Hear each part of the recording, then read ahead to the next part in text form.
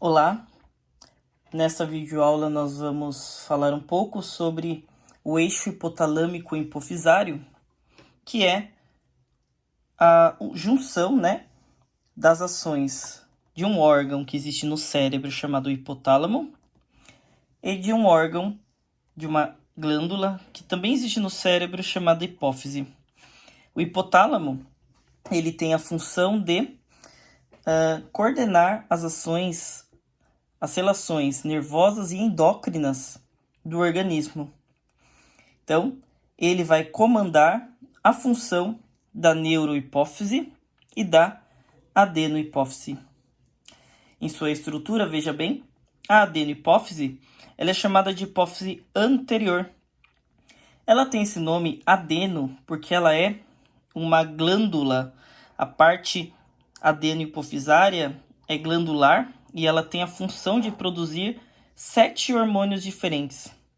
Enquanto a neurohipófise posterior, ela não produz nenhum hormônio. Ela tem esse nome de neurohipófise porque ela vai armazenar e liberar 2 hormônios produzidos pelo hipotálamo. E quais são esses hormônios? São o hormônio antidiurético, chamado de ADH, ou vasopressina, e o hormônio chamado de ocitocina. Então, são 2 hormônios produzidos por neurônios especiais existentes no hipotálamo. Esses neurônios, eles são chamados de células neurosecretoras. Então, esses neurônios, chamados de células neurosecretoras, aqui no corpo celular eles irão produzir esses 2 hormônios, tanto a ADH quanto a ocitocina. Esses hormônios são produzidos no corpo celular pelo retículo endoplasmático rugoso. Eles são empacotados pelo complexo de Golgi em vesículas, e essas vesículas elas são transportadas pelo axônio dos neurônios até a neurohipófise, onde esses hormônios serão armazenados e liberados de acordo com as necessidades do organismo humano. Então, o ADH e a ocitocina, o ADH, quando é liberado, ele vai agir nos néfrons, especialmente. Quando ele age nos néfrons, os néfrons, eles são células dos rins. Quando o ADH age nos néfrons, ele vai gerar uma reabsorção de água. Então, a água que foi filtrada pelos rins serão reabsorvidas e trazidas de volta para os vasos sanguíneos.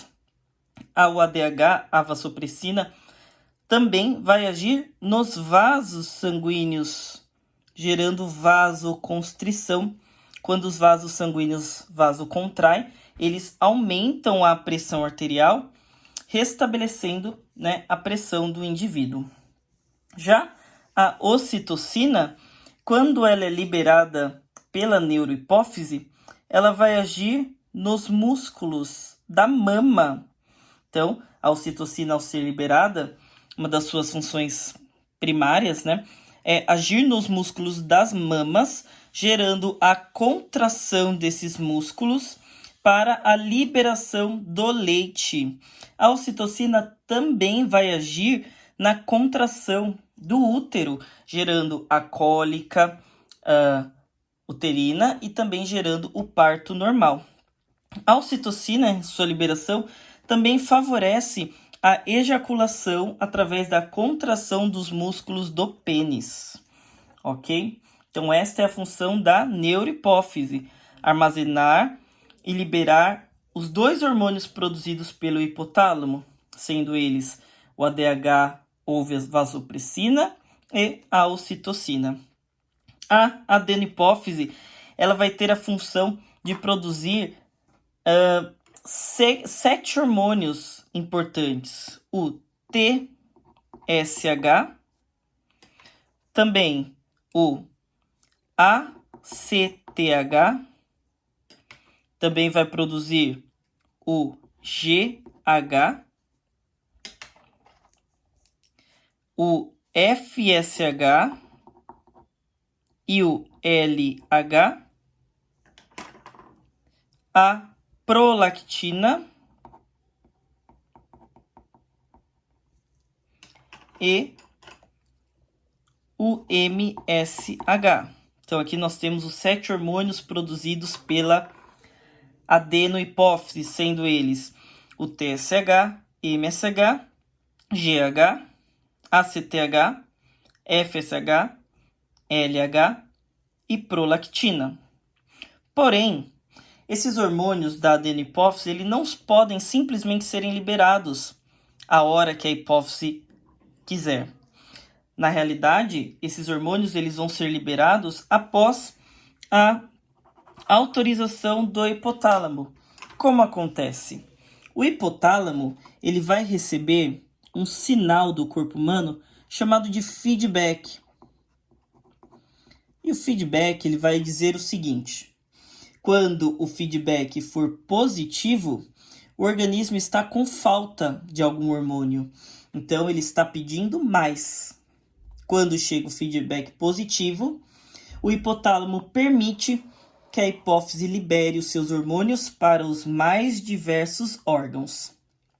Quando o feedback é negativo, o hipotálamo corta a liberação dos hormônios adenohipofisários, diminuindo a alta concentração desses hormônios que estão presentes no plasma sanguíneo no momento, né? Então, como que o hipotálamo envia este sinal do hipotálamo para a hipófise, para que a hipófise libere os seus hormônios adenohipofisários? O hipotálamo ele vai enviar um hormônio chamado hormônio regulador. O hormônio regulador ele vai ser liberado pelo hipotálamo e vai autorizar a liberação dos hormônios da hipófise. Quais são esses hormônios reguladores? Existe o TRH, que é o hormônio regulador da tireotrofina. O TRH ele vai ser liberado e vai agir liberando o TSH. O TSH se chama hormônio estimulante da tireoide.